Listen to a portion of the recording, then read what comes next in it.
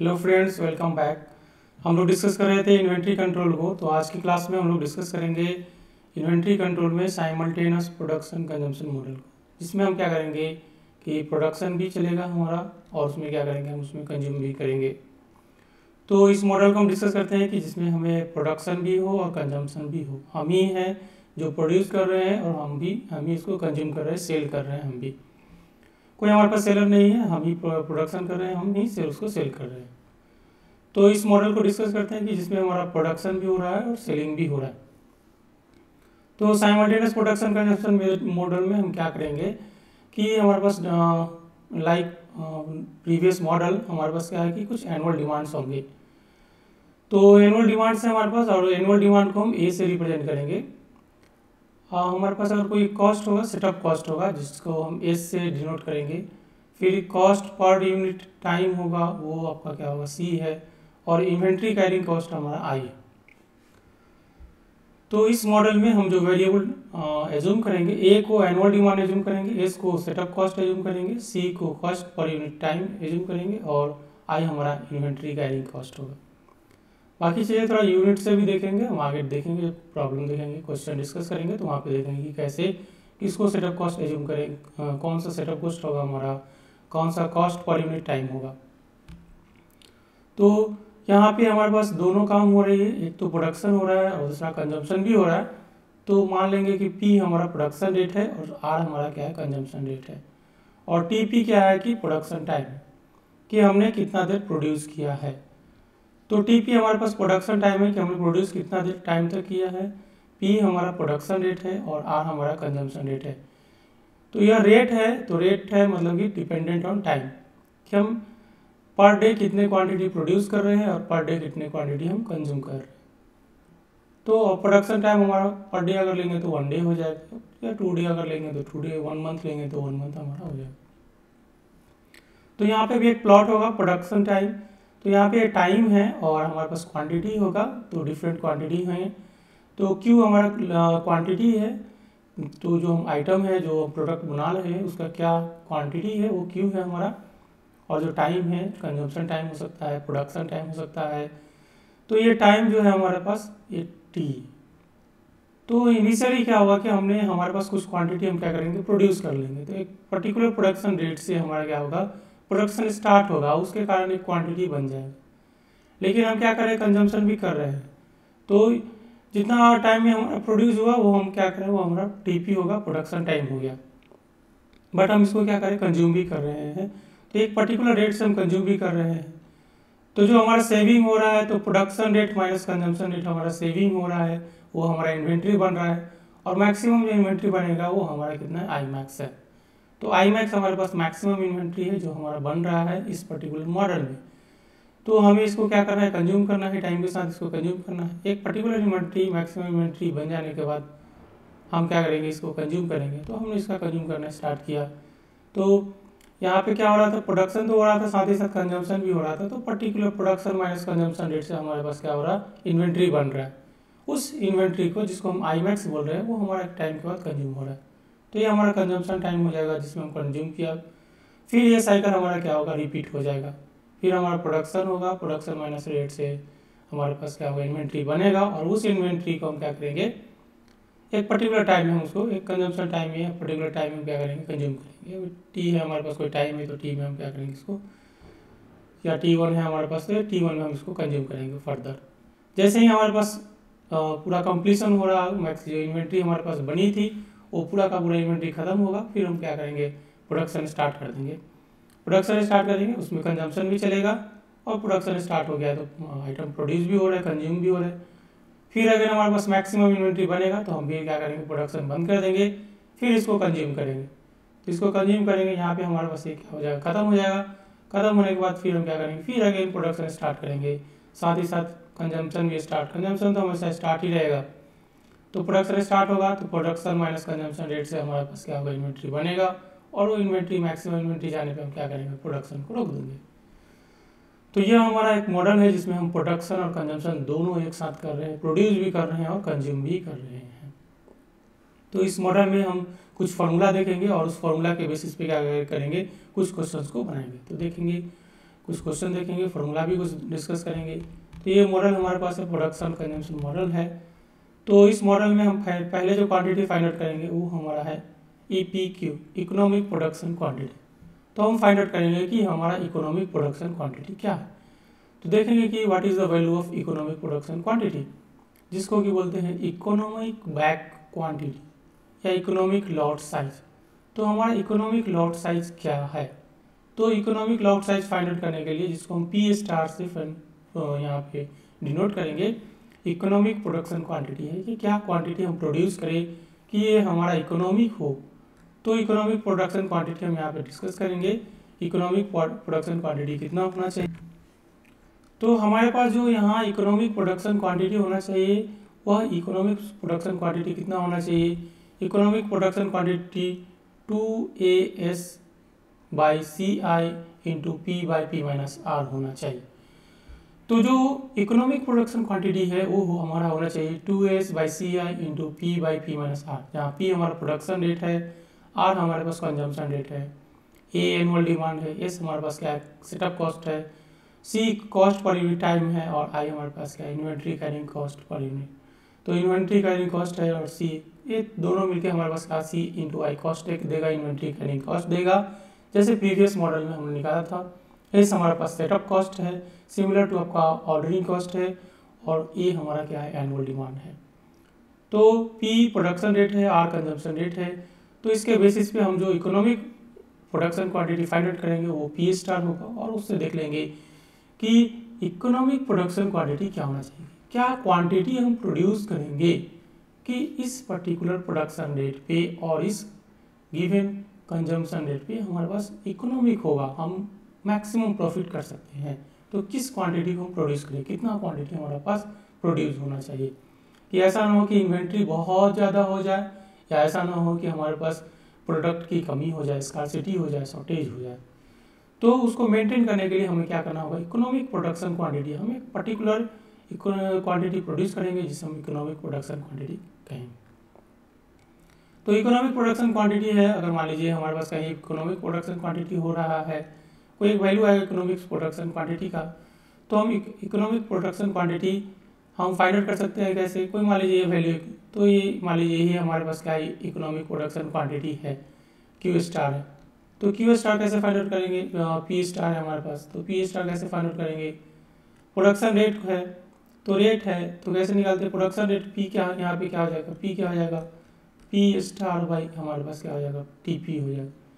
यानी कि हम क्या कर सकते हैं, यहाँ पे P क्या, प्रोडक्शन क्वांटिटी और बाई टाइम हो जाएगा। तो यहाँ से हम क्या कर सकते हैं, EPQ निकाल सकते हैं, यानी कि P स्टार जो हमारा हो जाएगा, P स्टार कितना हो जाएगा, P स्टार क्या हो जाएगा, P इंटू TP आपका हो जाएगा। तो ये हमने P स्टार यहाँ पे निकाल दिया P इंटू TP से। तो इकोनॉमिक प्रोडक्शन क्वांटिटी को हम ऐसे कैलकुलेट कर सकते हैं P इंटू TP से। EP का वैल्यू यहाँ से, EPQ का वैल्यू यहाँ से निकाल लेंगे, और यहाँ से हम अगर P अब हमें नोन हो तो TP भी निकाल सकते हैं, या TP नोन हो तो P निकाल सकते हैं कि क्या है। तो बाकी हम TP यहाँ से कैलकुलेट कर लेंगे कि TP का वैल्यू क्या है। तो प्रोडक्शन टाइम का वैल्यू कितना होगा, अगर गिवन है तो ओके है, नहीं गिवन है तो निकाल सकते हैं। तो यह रिलेशन आपका production rate, production quantity, economic production quantity और प्रोडक्शन टाइम है TP में। तो मैक्सिमम इन्वेंट्री जो यहाँ पे बन रहा है उसको हम कैलकुलेट कर सकते हैं, यहाँ पे इसको इरेज करते हैं थोड़ा सा। तो मैक्सिमम क्वांटिटी जो बन सकता है उसको हम कैलकुलेट कर सकते हैं, और कैसे कैलकुलेट करेंगे, मैक्सिमम क्वांटिटी को कैलकुलेट करने के लिए हमारे पास फॉर्मूला है, ये देखिए P-R से प्रोडक्शन रेट है, और इसका तो P-R कैसे होगा, I max बाई TP होगा, यानी कि I max क्या हो जाएगा, P-R into TP। Same way में हम कैलकुलेट कर सकते हैं कि जो मैक्सिमम इन्वेंट्री बन सकता है वो कितना बनेगा, production rate minus consumption rate into production time. जितना क्वांटिटी प्रोड्यूस कर रहे हैं आप, और उसमें से जो कंज्यूम करेंगे वो माइनस हो जाएगा, और कितना टाइम तक आप प्रोड्यूस करेंगे, वो मैक्सिमम इन्वेंट्री आपका बन रहा है, इतना आपका मैक्सिमम इन्वेंट्री बन रहा है। इसी इन्वेंट्री को आप फर्दर टाइम में क्या करेंगे, जो सेकेंड टाइम है जिसमें आप प्रोडक्शन नहीं कर रहे हैं, उस पर्टिकुलर टाइम पीरियड में आप इसको कंज्यूम करेंगे। तो यहाँ से हम कैलकुलेट कर सकते हैं नंबर ऑफ प्रोडक्शन रन भी। तो एनुअल डिमांड हमारे पास A है, और इकोनॉमिक प्रोडक्शन क्वांटिटी EPQ है।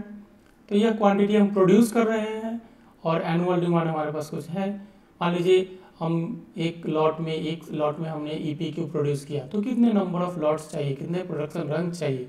एक रन में हमने EPQ तो प्रोड्यूस किया, एनुअल डिमांड हमारे पास 1 का है, तो नंबर ऑफ रन्स कितने, जैसे नंबर ऑफ ऑर्डर्स की निकालते थे हम लोग, वैसे ही number of runs find out कर सकते हैं। वो कैसे, जो एनुअल डिमांड है उसको इकोनॉमिक प्रोडक्शन क्वांटिटी से, या एनुअल डिमांड को EOQ से, इकोनॉमिक ऑर्डर क्वांटिटी से हमने डिवाइड करके निकाला था। तो वैसे ही कि आप कितने टाइम, आपको कितनी बार इसको रन करना होगा, इस मॉडल को आपको प्रोडक्शन कितने बार करना होगा, वो आप निकाल सकते हैं यहाँ से नंबर ऑफ प्रोडक्शन रन। तो इस तरह से हमने कुछ फॉर्मूला देखा है, यहाँ पे कुछ और फॉर्मूला डिस्कस करते हैं आगे कि हमारे पास क्या होगा टोटल एनुअल कॉस्ट। तो टोटल एनुअल कॉस्ट जो होगा वो fixed cost plus total variable cost होगा। तो टोटल वेरिएबल कॉस्ट में यहाँ पे सेटअप कॉस्ट है और इन्वेंट्री कैरिंग कॉस्ट है, उसको हम ऑप्टिमाइज करेंगे तो हमारे पास जो वैल्यू होगा टोटल वेरिएबल कॉस्ट का इकोनॉमिक प्रोडक्शन क्वांटिटी पे वो होगा 2S into CI P minus R/P, जहाँ पे P प्रोडक्शन रेट है, R कंजम्पशन रेट है, यहाँ पे P प्रोडक्शन रेट है, CI इन्वेंट्री कैरिंग कॉस्ट है, S आपका सेटअप कॉस्ट है, A क्या है आपका एनुअल डिमांड है। तो सिमिलर टू जैसे हमारे पास टोटल वेरिएबल कॉस्ट हमने लास्ट मॉडल में डिस्कस किया था, वैसे ही यहाँ पे भी total variable cost at EPQ economic production quantity पे इसका वैल्यू इतना हो जाएगा। फिर हम टोटल एनुअल कॉस्ट निकाल सकते हैं, ये हमारा टोटल वेरिएबल कॉस्ट है, ये हमारा टोटल एनुअल कॉस्ट है, ये जो टोटल एनुअल कॉस्ट है। तो टोटल एनुअल कॉस्ट हो सकता है फिक्स्ड कॉस्ट, फिक्स्ड कॉस्ट मतलब उस पर्टिकुलर प्रोडक्ट का कितना कॉस्ट है, यूनिट कॉस्ट कितना है।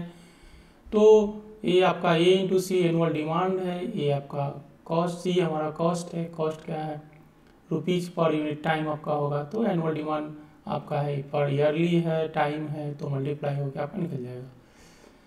तो यहाँ से कॉस्ट निकल गया, फिक्स्ड कॉस्ट आपका निकल गया इंटू C, और आपका टोटल वेरिएबल कॉस्ट EPQ पे, क्योंकि यहाँ पे EPQ पे निकालना है, इकोनॉमिक प्रोडक्शन क्वांटिटी पे निकालना है, तो उसको हमने यहाँ पे ऐड कर दिया, तो ये निकल गया।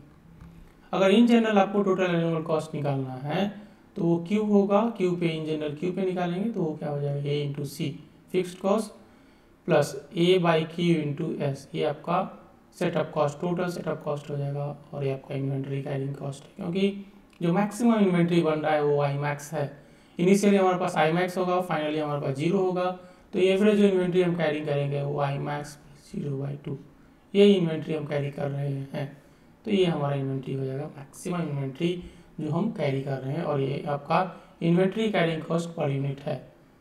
तो इस तरह से हमने कुछ फॉर्मूला डिस्कस किया। अभी जो मॉडल डिस्कस कर रहे हैं वो साइमल्टेनियस प्रोडक्शन कंजम्पशन मॉडल है। तो इस मॉडल में एक क्वेश्चन लेते हैं और फिर हम डिस्कस करते हैं उस क्वेश्चन में।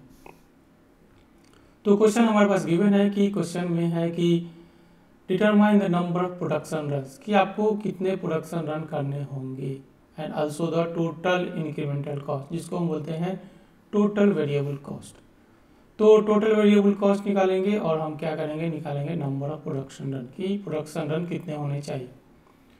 यहाँ पे एनुअल रिक्वायरमेंट कितना है, 12,000 क्वांटिटी का है, तो ये हमारा ए हो जाएगा। प्रोडक्शन कॉस्ट पर ऑर्डर आपका है वो ₹15-25 है, तो ये हमारा एस हो जाएगा।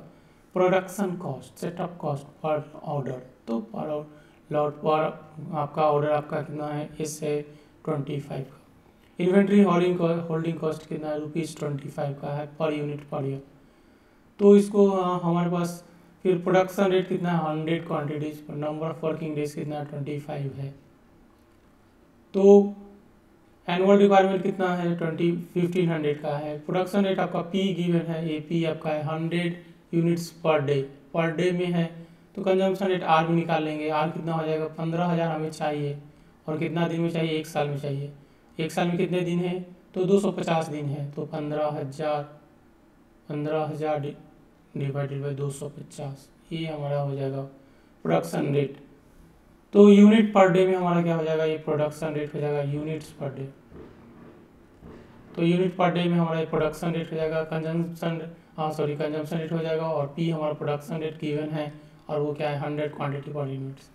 तो जो टर्म्स हमारे पास गिवन है उसको हम मेंशन करते हैं, फिर हम आगे डिस्कस करते हैं।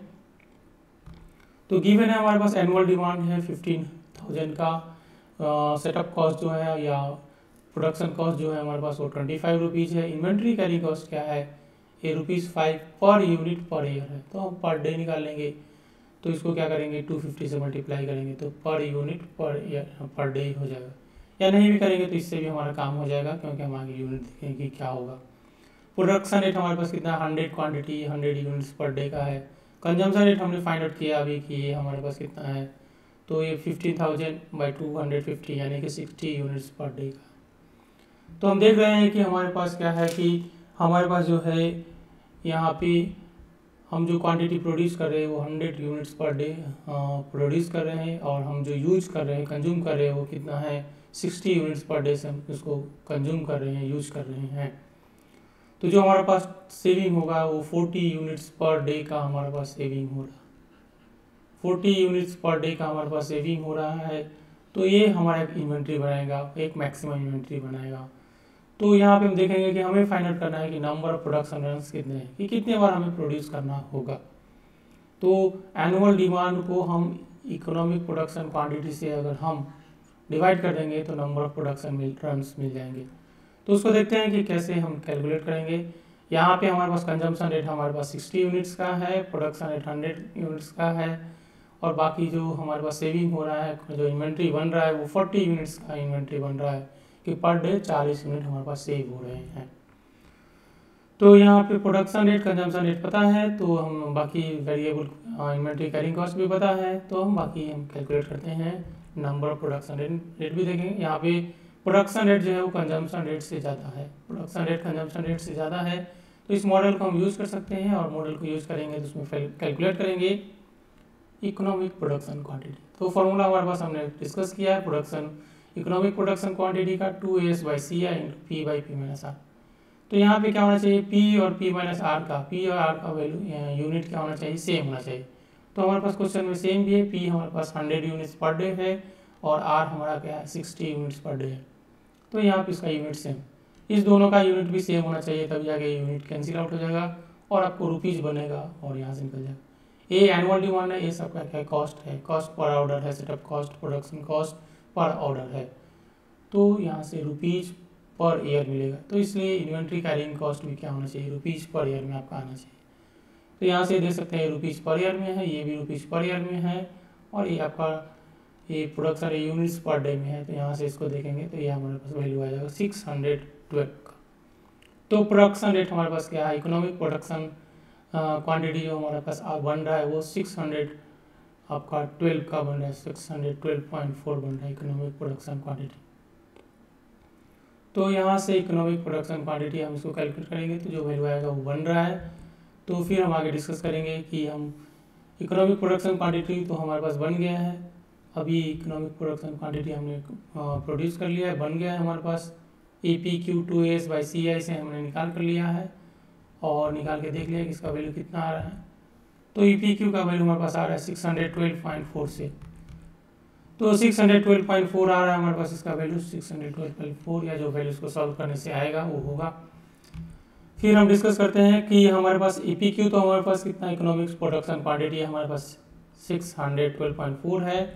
तो बाकी हम देखते हैं कि यहाँ से TP क्या है, प्रोडक्शन टाइम क्या है। तो प्रोडक्शन टाइम, प्रोडक्शन रेट पता है हमारे पास, इकोनॉमिक प्रोडक्शन क्वांटिटी पता है, तो प्रोडक्शन टाइम यहाँ से प्रोडक्शन टाइम पता चल जाएगा, तो वो हो जाएगा क्या EPQ/P से।